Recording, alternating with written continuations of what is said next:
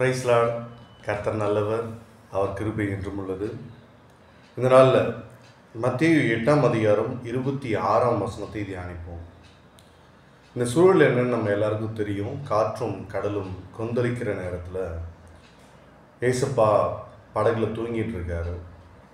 அவர் இடத்துல சீஷர்கள் போய், ஆண்டவரே நாங்கள் மடிய போகிறோம் அப்படின்னு சொல்லி, எங்களை ரட்சியும் அப்படின்னு சொல்லி அவரை எழுப்புறாங்க. அதற்கு ஆண்டவர் சொன்ன பதிலை தான் இதனால நம்ம தியானிக்க போகிறோம். 26. அதற்கு அவர், அற்ப விசுவாசிகளே, ஏன் பயப்படுகிறீர்கள் என்று சொல்லி எழுந்து காற்றையும் கடலையும் அதட்டினார். உடனே மிகுந்த அமைதல் உண்டாயிற்று. இங்கே நல்லா கவனிக்க வேண்டியது, அற்ப விசுவாசிகளே அப்படின்னு சொல்லிட்டு ஏன் பயப்படுகிறீர்கள் என்று சொல்லி, இந்த வார்த்தையை நம்ம கவனிக்கணும். என்று சொல்லி, அங்கே அவர் நம்ம அதட்டில் இந்த உலக சூழ்நிலையை கண்டு கடலையும் காற்றையும் சூழ்நிலைகளையும் தட்பவெட்ப நிலைகளையும் பார்த்து பயப்படுகிற நம்மை அவர் அதட்டவில்லை. நம்மிடம் அவர் சொல்கிறார், ஏன் பயப்படுறீங்கப்பா, நான் தான் இருக்கேன்ல அப்படின்ற விஷயத்தை அவர் சொல்கிறாரு. ஆனால் அதட்டுறாரு எவற்றை என்பது ரொம்ப முக்கியம். காற்றையும் கடலையும் அதட்டினார். ஏன் அந்த காற்றையும் கடலையும் அதட்டுறாரு? தாம் பிள்ளைகளுக்கு பயமுறுத்தக்கூடிய எந்த ஒரு விஷயத்தையும் தேவன் கண்டிக்கிறார், அதை அதட்டுறாரு. ஏன்னா சொந்த பிள்ளைகள் ஏதாவது ஒரு விஷயத்தை பார்த்து பயந்துச்சு அப்படின்னா நம்ம என்ன பண்ணுவோம்? உடனே ஷூ அப்படின்னு அந்த விஷயங்களை துரத்தி விடுவோம், அதை அடிக்க ஓடுவோம்.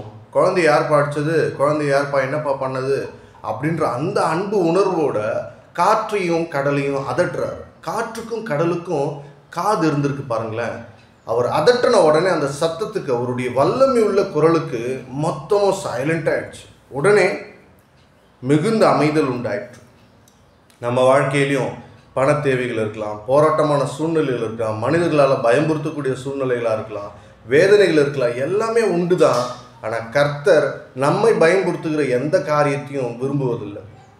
நம்ம பயந்தால் அவருக்கு பிடிக்காது. அதனால தான் நம்மக்கிட்ட சொல்கிறார், பயப்படாதப்பா, நான் அவன் கூட இருக்கிறேன், நீ தைரியமாயிரு அப்படின்னு சொல்லி.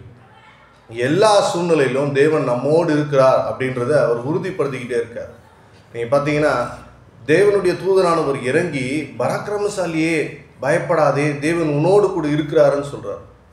நம்ம கூட தேவன் இருக்கிறத நம்ம உணராத போது தான் நம்ம பயப்படுறோம், நம்ம கலங்குறோம், நாம் திகைச்சு போகிறோம். எப்படி இந்த சூழ்நிலையெல்லாம் கடந்து வர முடியும், இது சாத்தியமே இல்லையே நம்ம நம்புகிறோம். நம்மகிட்ட 2 விதமான நிஜங்கள் இருக்குது. ஒன்று டாக்டர் சொல்கிற மெடிக்கல் ரிப்போர்ட்டு, இன்னொன்று கர்த்தர் சொல்கிற உண்மையுள்ள வார்த்தை, ஜீவனுள்ள வார்த்தை. நம்ம எதை நம்ப போகிறோம்? நம்மக்கிட்ட 2 நிஜங்கள் இருக்குது. நம்ம பர்சு சொல்கிற நிஜம் ஒன்று இருக்குது, நம்மளுடைய கர்த்தர் சொல்கிற நிறைவான ஆசீர்வாதம் ஒரு பக்கம் இருக்குது. நாம் எதை நம்ப போகிறோம்? அற்ப விசுவாசிகளாய் நாம் இருந்தாலும் அவர் நம்மை கண்டிப்பதில்லை, நம்மை அன்பு செய்கிறார். நம்மகிட்ட சொல்கிறார், பயப்படாதப்பா, தைரியமாக இருப்பா, நான் உன் கூட இருக்கிறேன், உன் தேவையை நான் சந்திப்பேன், உன் நோய்களை சுகமாக்குவேன், பிராணன் அழிவுக்கு மீட்பேன், நன்மையினாலும் கிருபினாலும் உன் வாயை திருப்தி ஆக்குவேன், என்னை நம்பு.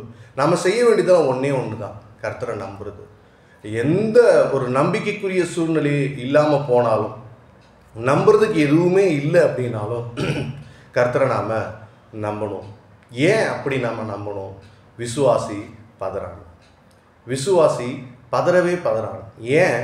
அவன் கர்த்தரை விசுவாசிக்கிறான். சொந்தமாக தன்னுடைய மாம்சத்தை, தன்னுடைய புயபலத்தை நம்பிட்டு இருந்தான்னா அதில் எந்த ஒரு அர்த்தமும் இல்லாமல் போகும். உனக்கு கர்த்தரை நம்புகிறவருக்கோ ஒரு நன்மையும் குறையக்கூடாது. எனக்கு அன்பார்ந்த சகோதர சகோதரிகளே, இந்த வசனங்கள் கூடுமான இந்த நாளில் தியானிங்க. அவர் நம்மகிட்ட சொல்கிறாரு, அற்ப விசுவாசிகளே ஏன் பயப்படுகிறீர்கள் என்று சொல்லி. எதை அதட்டுறாரு? காற்றையும் கடலையும் அதட்டுகிறார். அவர் அப்படிப்பட்ட நல்ல தேவன். இங்கே எல்லாரும் தப்பாக சொல்லிடுறாங்க, ஆண்டவரை போய் எழுப்பணுன்னே அவர் கோபத்தில் திட்டாரு, கோபத்தில் பேசிட்டாரு. உண்மையிலே அவர் கோபத்தில் பேசலைங்க. அவர் சொல்கிறார், பயப்படாதீங்க, பதறாதீங்க, நானே உங்கள் கூட இருக்கேன், நீங்கள் பயப்படாதீங்க, வானத்தையும் பூமியும் சிருஷ்டித்த நான் உங்கள் கூட இருக்கேன், நீங்கள் பயப்படாதீங்க, கலங்காதீங்க, கவலைப்படாதீங்க, தேவன் நம்மோடு இருக்கிறார். பராக்கிரமமான அதிசயமான காரியங்களை செய்யக்கூடியவர். தேவனால் கூடாத காரியம் இந்த பூமியில் ஒன்றும் இல்லை. இதை விசுவசிக்கிறவங்க தான் உண்மையான கிறிஸ்துவ வாழ்க்கைக்குள்ளாக இருக்கிறாங்க. நமக்கு நிறைய வசனங்களை தெரியும், மனப்பாடமாக நம்மளால் சொல்ல முடியும். ஆனால் அதை விசுவாசத்தோடு நாம் சொல்கிறோமா அப்படின்றது ரொம்ப முக்கியம். ஏன்னா மனப்பாடம் பண்ணுறது எல்லாருக்குமே தெரிஞ்ச ஒரு விஷயமாயிடும். கான்ஷியஸில் புதுசாக கார் ஓட்டுறவங்க கான்ஷியஸாக கார் ஓட்டுவாங்க.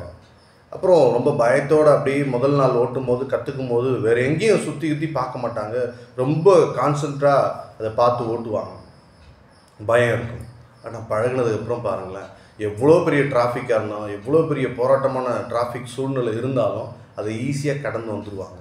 ஏன்னா சப்கான்ஷியஸ்குள்ளே அவங்களுக்கு டிரைவிங் நல்லா தெரியுன்ற நம்பிக்கை இருக்குது. அதனால் சுற்றி முற்றி இயற்கையான சூழ்நிலையெல்லாம் பார்த்துட்டு சந்தோஷமாக ட்ராவல் பண்ணுவாங்க. நீங்கள் கர்த்தரை உதட்டளவில் விசுவசிக்கிறீங்களா இல்லை உள்ளத்தளவில் விசுவசிக்கிறீங்களான்னு பாருங்கள். கான்ஷியஸாக பைபிள் படிக்கிறது ஒரு பக்கம், சப்கான்ஷியஸில் அந்த வார்த்தைகளை எனக்காக கர்த்தர் கொடுத்தார், இந்த வார்த்தைகளால் நான் உயிரடைந்திருக்கிறேன், இந்த வார்த்தை என்னை தேற்றும், என்னை உருவாக்கும், என்னை வளரச் செய்யுன்ற அந்த விசுவாசத்தோடு வாழ்கிறது தான் உண்மையான கிறிஸ்துவ வாழ்க்கை. எனவே கிறிஸ்துவை நம்புங்க. உலக சூழ்நிலையை பார்த்து பயப்படாதீங்க. கர்த்தர் நல்லவர், அவர் கிருபை என்றும் உள்ளது. Praise Lord. God bless you. Have a good day.